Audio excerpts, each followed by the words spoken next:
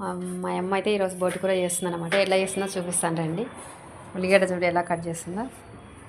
బోటి అయితే ఇట్లా క్లీన్ చేసి పెట్టుకున్నది నీట్గా. ఇంతకుముందు ఉడకబెడుతున్నా కానీ ఇప్పుడైతే ఉడకబెట్టలేదు, మామూలుగా అట్లా కడిగేసి పెట్టుకున్నది. అయితే కుక్కర్ చేస్తావా? ఏమేమి వేస్తావు? ఏమేమి వేస్తావు? దాంట్లో వేసి వేస్తా. పోస్తుంది నూనె.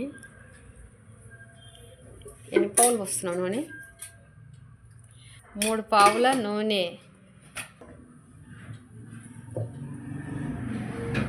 నూనె పోసి డైరెక్ట్ పెట్టేస్తున్నాను. ఉల్లిగడ్డ డైరెక్ట్ నూనె పోసి పెట్టేస్తుంది.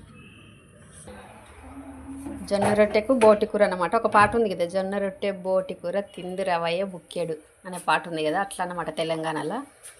జొన్న రొట్టె బోటి కూర, చికెన్ మటన్ అన్నీ బోటి కూర ఏవైనా, చికెన్ మటన్ అయినా సరే జొన్న రొట్టె ఉండాలి.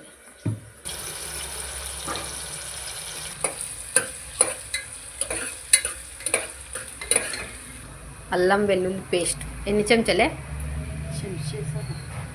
2 చెంచాలు ఫ్రెండ్స్. ఇప్పుడు పసుపు వేస్తుంది అన్నమాట.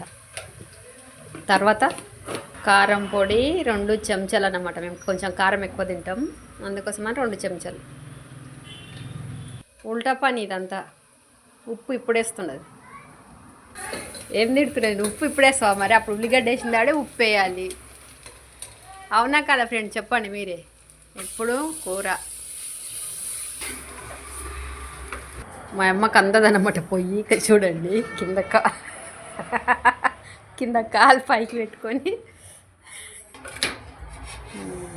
అయితే ఎన్ని విజిల్ రావాలి? 6 విజిల్. చిన్న మంట మీదనా పెద్ద మంట మీదనా?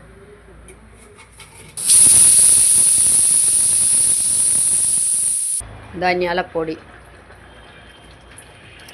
6 విజిల్ అంటే చిన్న మంట మీద 6 విజిల్ పెడితే పోన్ గంట అయింది.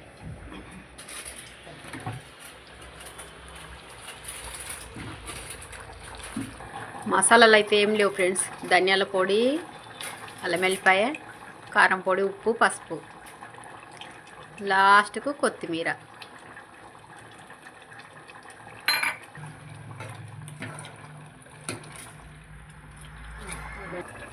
ఇదైతే పొద్దుడు అన్నం ఫ్రెండ్స్. గరం పెట్టుకుంటున్నాం, రొట్టెలు చేసుకున్నాం.